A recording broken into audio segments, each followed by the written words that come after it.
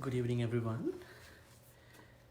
Today we're going to be discussing a very interesting topic. It's intentional lie. Why people make intentional uh, lies. So I would put the topic this way: why do people intentionally lie for sensual pleasures, according to the Attakaraṇa Sutta in the Samyutta Nikaya? So there's another name for the sutta, Attakaraṇa. So usually the both names are being used to understand the sutta. So as I told you at the beginning, it's about intentional lying and why people lie intentionally. So we have to find the cause. So the cause has been given in the sutta itself, but let me explain to you about the sutta a little bit. Maybe I would read the sutta a little bit to get a sense of the background story and how it went. As you know, it's also from it's the seventh sutta. It's also from the Samyutta Nikaya, and at the same time from the dialogues happen between the Buddha and the King Kosala. In the sutta itself, we understand the King Kosala approached the Buddha this way. At Savatthi, as he was sitting to one side, King Pasenadi Kosala said to the Blessed One, "Just now, Lord, as I was sitting in judgment, I saw that even affluent nobles, affluent Brahmins, and affluent householders, rich with great wealth and property, with vast amounts of gold and silver, vast amounts of valuables and commodities, vast amounts of wealth and grain." I mean, this is how we identify the people who had a lot of money at that time. These individuals tell deliberate lies with sensual pleasures as the cause, sensual pleasures as a reason, simply for the sake of sensual pleasures. So this is the reason why they lie deliberately or intentionally. Then the thought occurred to me, I've had enough of this judging. Let some other fine fellow be known for his judgments. So he was referring to the judiciary, and he was witnessing some of the things happen in the different law cases that were brought to the presence of the king, King Kosala, and he was witnessing how the wealthy people were lying in the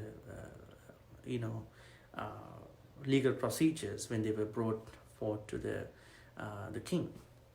And he witnessed, and he's sick and tired of listening to these wealthy people, some wealthy people who were mostly lying intentionally, deliberately. In Pali we understand, Ekamantang nisinno ko raja pasenadi kosaro bhagavantang etadapucha idahang bante attakarane nisinno passan Kattiya mahasalepi, Brahmana mahasalepi, Gahapati mahasalepi, Adde mahadhane mahabhoge, Pahuta jata rupa rajate, Pahuta vittupakarne, Pahuta dhanadanne, Kama hetu, Kama nidanang, Kamadhikarana, Sampajana musa bhasante tasamaihang bhante etadahosi, Alandani me attakarnena. Bhadramukodani Attakaraṇena Paññāyis Titi. So now you know the reason behind intentional lies is kama, pleasure, sensual pleasures. It's the main reason, cause of telling intentional lies.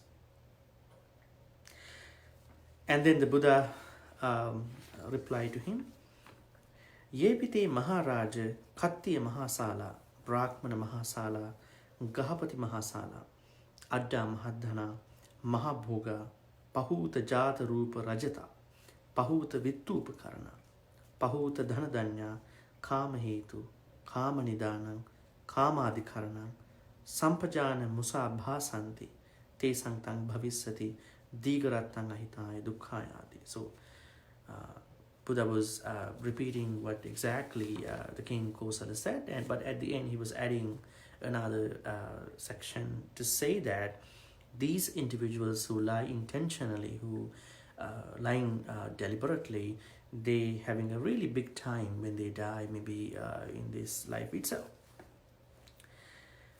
And then Buddha added another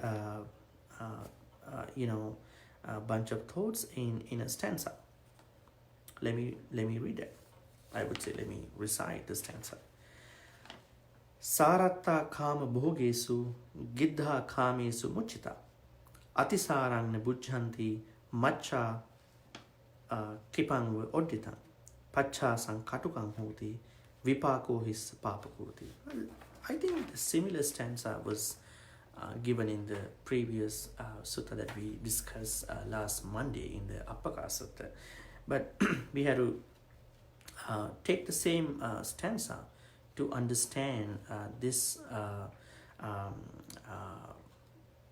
topic, because in the last sutta discussion we were talking about four mistakes people do when they are experiencing karma. But in this sutta, Buddha talks about the reason behind intentional lies. So we have to take it in a different route, but the same idea. The meaning of the stanza: full of desire for possessions and pleasures, greedy, infatuated by sensual pleasures. They don't notice that they have gone too far. This is the main problem. A lot of people don't understand that they have gone too far with their sensual pleasures. We know that sensual pleasures are generalized to a certain extent, but if you don't know that you have gone too far from the extent, you'll be in trouble. So understanding this, whatever your moderate extent of your sensual pleasures, is a key. But those of them who do not understand, who just taken over by pleasures, have a hard time, they go too far. A simile is given, like fish entering a net set out. Fish never know there is a net. It will be bitter later on. The moment that the fish enters into the net, fish doesn't know. Fish thinks it's okay, it's quite comfortable. But once the fish enters in and there is a different scenario, it will be bitter later on, for the result will be bad for them. So I think this sutta mainly deals with two things. The first thing is intentional lying. We have a word. Do we have a word in Pali for intentional lying? Because we know musavada for lying, right? In the 5 precepts, we know the 4th precept is about not telling lies. But what about intentional lying? Do we have a Pali word? Yes, we have a Pali word. Even in the sutta itself, in this sutta itself, we find out that is sampajana musa. So sampajana musa means intentional lying. So now sampajana means intentional, deliberate. So mostly this is very interesting, because a lot of people might have exposed to the word called sampajanya, which goes hand in hand with sati. So as you know, sati and sampajanya go hand in hand. So sampajanya is kind of an awareness. So sampajana has the same sense of sampajanya. So you know what you do. So sampajana musa means intentional lying or deliberate lying, which is a pretty bad thing. Because even in the legal, even in the legality, when you are doing something wrong intentionally, that would cause the person to experience more issues, more troubles. So intentional part of any bad thing is a big problem. Now, if you go to the karma, no karma happens without intention, right? So let's say you are driving on a highway. You never know what tiny creatures you are driving over, right? But you're still driving. But if you know that you are driving over, because you can't see them, right? And you're not making a karma, bad karma. But if you know that, if you are conscious that this is what is inside, then you are making karma. So intentional part is a big topic in the Buddhism. I think it's a key type of teaching that applies to almost everything, every teaching in the Buddhist teachings. Now, as you know, Chetanaham bhikkhave kammang vadami, chetayitva kammang karoti kayena vachaya manasa. That means no karma is executed without a volition. So volition means like intentional part into the particular activity. So our subject matter in the sutta is, on one side, intentional lying. It's a big problem. So we are not supposed to tell lies unintentionally or intentionally, because we have to always purify our thoughts so that we are not misusing our verbal part, speech. On the other hand, we need to discuss the karma, sensual pleasures, why people are involved, engage in them so infatuated, so greedily. So we had to discuss those two parts. First, I would like to go over the musavada part. That means speech issue in this subject. We know musavada plays a bigger role in the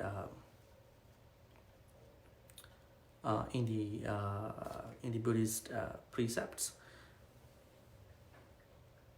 Okay, I get a question. I will answer you. What if one is dementia or mentally unsound? They lie or hurt someone. Okay, I don't think that it's intentional. So I don't think it's intentional to the part to an extent to hurt someone. But they may say whatever the words they want. But if someone has good consciousness, if someone really know what they are doing, even they are in dementia, even they are in other kind of mental sickness, that would create bad karma, akusala. So anyway, it all depends on the situation, circumstance, and intentional part. So that's a tricky thing. Someone can misuse it. It's a very tricky thing. You have to be very careful. Anyways, so let's take a look at some original teachings about musavada. In one of the in couple of suttas, we find out a very nice definition about musavada. That means lying and how to get away from lying, and does lying constitute other very important context of our speech, and all these mostly significant information. Let's take a look at the teaching. Musavadam pahaya musavada pativirato hoti satchavadi satchasanduho theto pachaiko avisangvadako lokasa. Now this is very interesting, because a lot of people just think, okay, if I don't speak untruthful things, I'm okay. It is not enough, especially when you look at this teaching. This is where Buddha explains the full teaching about not telling lies, what Buddha has to say to you? Musavadam pahaya, abandoning wrong speech. Now we know we all always stay true to us, and then so that we don't try lying, right? But it is not enough. Musavadam patividato hoti, abandoning wrong speech and abstaining from wrong speech. So we have to abandon it if we have it. At the same time, we have to keep abstaining. Now, for example, if you already have this bad practice of lying to people, you need to abandon it. At the same time, for the future, it's so volatile. You get to keep abstaining because simply because you are okay now. Like if you think that you are not lying, it doesn't guarantee that you will continue to not lie, right? That's why you need to keep abstaining. Satchavadi, speaking the truth. Now, when you abandon, when you give up, when you keep abstaining from wrong speech, you have to do the other part, the opposite of the musavada, that is speaking the truth. And you always have a choice to speak the truth in different angles, depending on where you are and what you're gonna talk and all that. Speaking the truth. Not even speaking the truth. Satchasandho. Satchasandho means adhering to the truth, or holding up the truth. Now, we know truth can be manifold.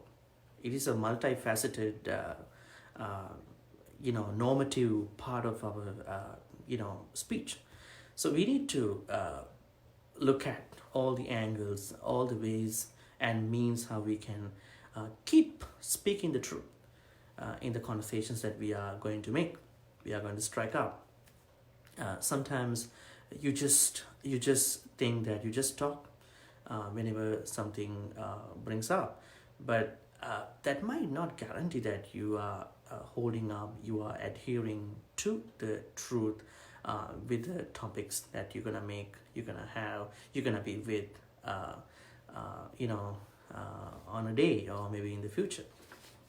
You need to hold up the truth, speaking the truth and holding up the truth. Theto means your words have to be trustworthy. Now, this is a big part of our words. Now, when some people talk, speak, I think it's sometimes not giving the feeling of trust. So our words always should reflect the trust. I mean, the convincing part in an honest and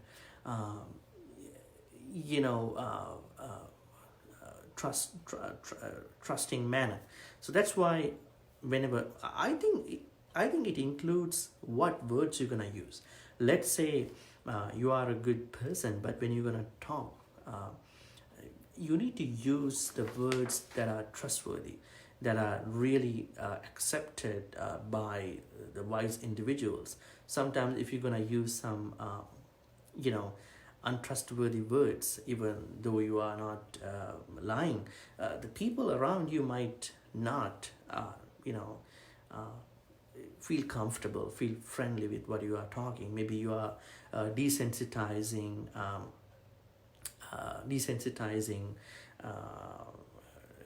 the topics and the people and the notions of the people. We need to understand what words could be trustworthy in a conversation, or if we're going to make a conversation with other beings. Theto. Pachaiko. Pachaiko means reliable. Now, whenever you have the truth, whenever you are holding up the truth, whenever your conversations, your words have this trustworthiness, the next step to go is reliability. How credible, how reliable are your words for other people? That's why we have to be very careful to use this truthful, this harmonizing, impressive language, so that everybody understands in a better way, in a wholesome way. So that's what we have to make our speech. The last but not least in the definition about not telling lies is avisangvadako lokasa. We should not deceive the world. We should not be deceivers of the world. Deception is a big problem. We should never deceive any beings, but we have to talk about the deception in different angles today. Basically, I would say don't deceive anybody, don't swindle anybody, and you get to remember a stanza from the awfully quoted, the most popular sutta called Metta Sutta. Let me recall the stanza. You may remember Naparu Paranni Kubbeta Nati Manyeta Katta Chinankanchi Vyarusana Patikasanya Nanya Manya Sadukha Micheya. You shouldn't be deceiving, swindling anybody for your selfish personal gains, and it's a big problem. It affects you. It affects your spiritual path. It affects your self transformation. It affects your personal integrity. Okay, so let's take a look at the issues with deception. Now, we know when you look at some studies done by many people, I found one study shows that 60% of people lying during a 10-minute conversation, an average 2 times. That means lying has been such commonplace. But there is something that we need to discuss. Sometimes you might feel that deception is necessary, not to swindle people, but to protect you and protect some other beings, because you are not trying to use the truth to harm someone.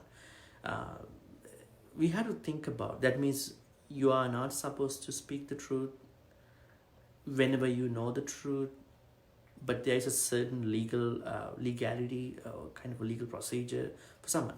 It's like someone is not using the truth as a tool to put down other people, as a tool to jeopardize other people. So that's where we have to understand deception might be necessary, but not in a way to put other people down, lead other people to unwholesome activities. Now, it doesn't mean deception is okay. I'm not telling deception is okay. I would say people are lying. A lot of time people lie, but to deceive someone is a big thing. But deception is a very complicated topic. But at some points we have to think about. We have to save other beings. If you're gonna tell the truth at that time, the other person is gonna kill. Other person is gonna put the other person into a big issue, big problems. We have to be careful. Maybe we don't speak the truth at that time. We just stay silent. It kind of seemed to be a deception, but main thing is to protect everybody. That's why I'm asking you to maintain a relationship with the truth. So if you maintain a relationship with the truth,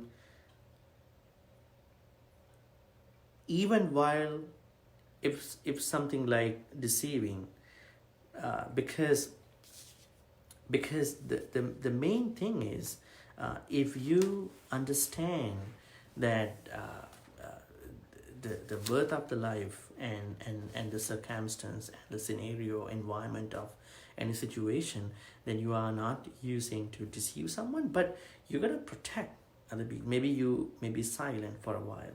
Maybe you might not speak about that subject. To some it could be a deception, but it's not deception. So anyway, protect the truth, keep using the truth. I'm not saying that deception is okay, but some people might view the nature of deceiving someone to protect someone can be okay, but that's what I've been talking. So So anyways, you gotta think about, anyways, try to maintain your relationship with the truth, so that you are not trying to keep deceiving. Rather, you are being smart, about the process of your mind and about the situation. You are going to be a smart person without deceiving other people. So anyway, so this is what we want to talk about, musavada, lying. And in the sutta that we discussed today, we talk about sampajana musada. So this lying, if someone is to use the lying with intention, that's more dangerous. That's very, very bad. So that's what Buddha said. Musavada can be intentional, unintentional, but intentional musavada, intentional lying is more dangerous. But I would ask you not to lie intentionally or unintentionally. That's the key thing. Now let's talk about the karma as well. Now, people lie intentionally because they want to experience more comforts, experience more sensual pleasures. That's a big problem. In the Buddhist teachings, there are 6 karmas, right? Rupa, Saddha, Gandha,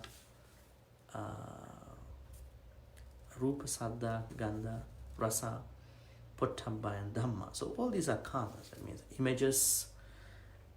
When you say image or images, could be a person, a thing, and sounds, smells, taste, contact, and thought. So a lot of people, like in this case, wealthy people, I would say not just the wealthy, because King Kosala witnessed the wealthy people lying because of the karma, because of the sensual pleasures.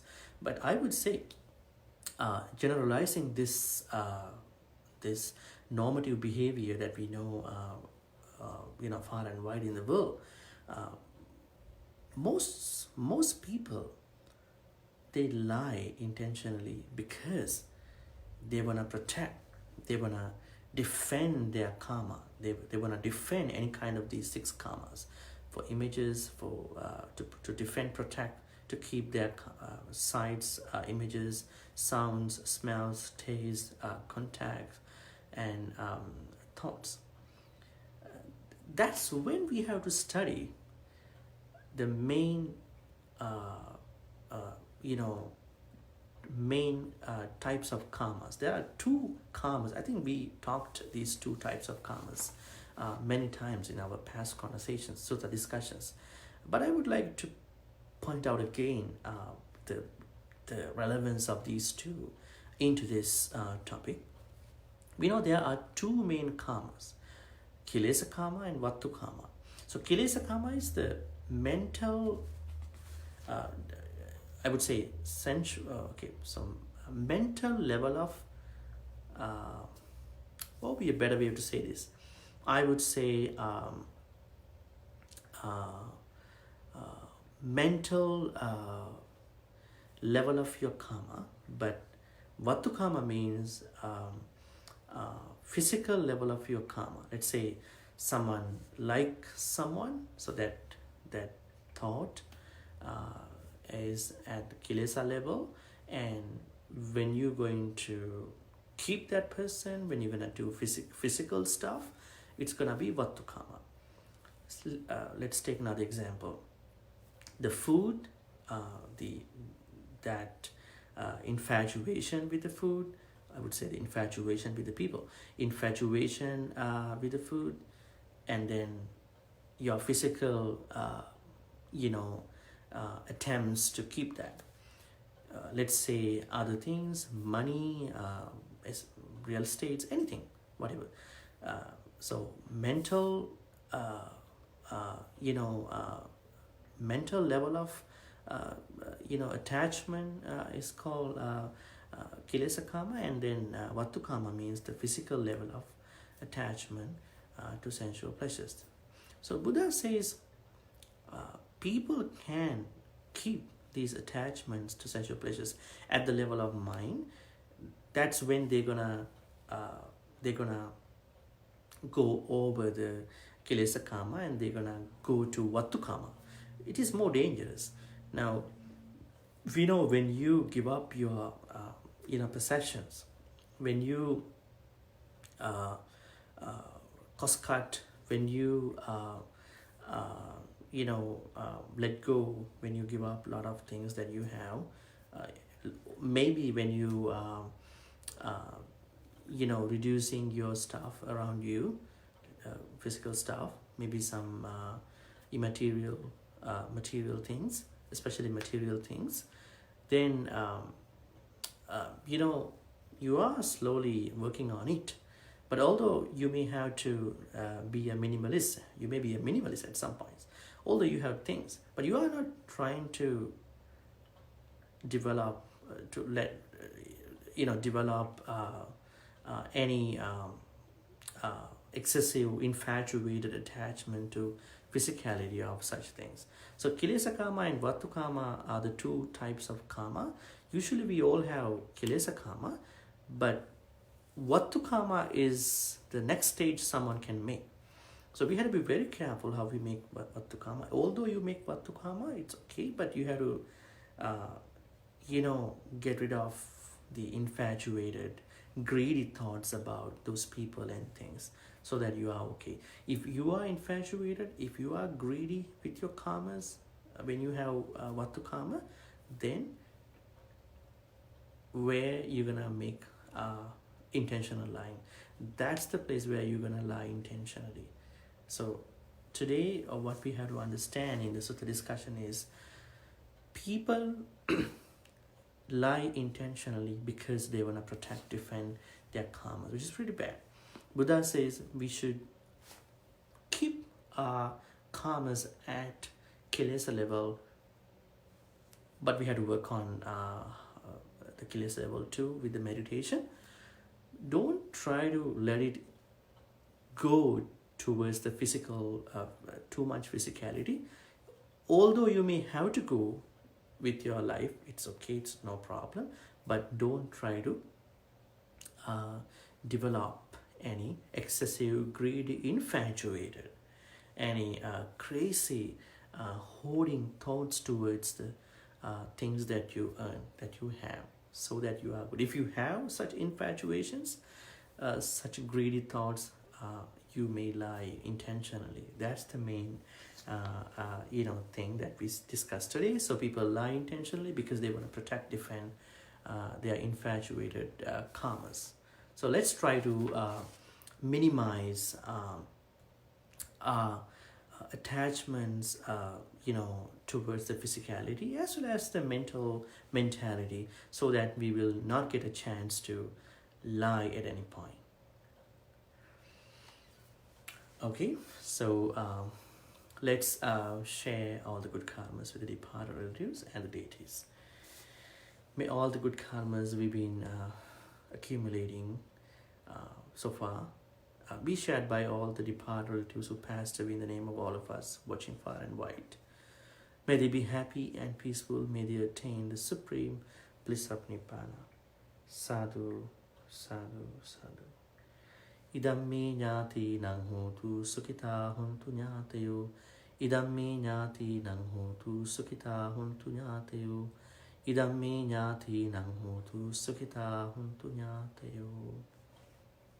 We always have the practice of sharing good karmas with the deities as well, Deva, Brahma, and Naga. Now, a lot of people have questions about Nagas. They know Deva, deities who live in the terrestrial and aerial places, and they know Brahmas, but they never know who are Nagas. So Nagas are mainly one of the kind of deities from the Virupaka. So Virupaka, the deity Virupaka from the Chatu Maharajika is the head god of head deity of the Nagas. So, and his retinue, his followers, his deities are called Nagas. So that's the key definition about Nagas. So that's why we share good karmas with those Nagas. May all the Nagas, Devas, Brahmas, and Nagas share all these good karmas. May they, especially, we know there's a huge situation going on everywhere, global pandemic. May all the beings be bestowed the best health, protection, blessings and all the necessary things that they want across the world, far and wide, uh, by the deities, Nagas and Brahmas. Um, uh, may the deities give blessings for all of us to protect from all the bad situations. May they also give blessings, good health, and all the good things in your life. May they also be happy and peaceful. May they also attain the supreme bliss of Nibbana. Sadhu, sadhu, sadhu.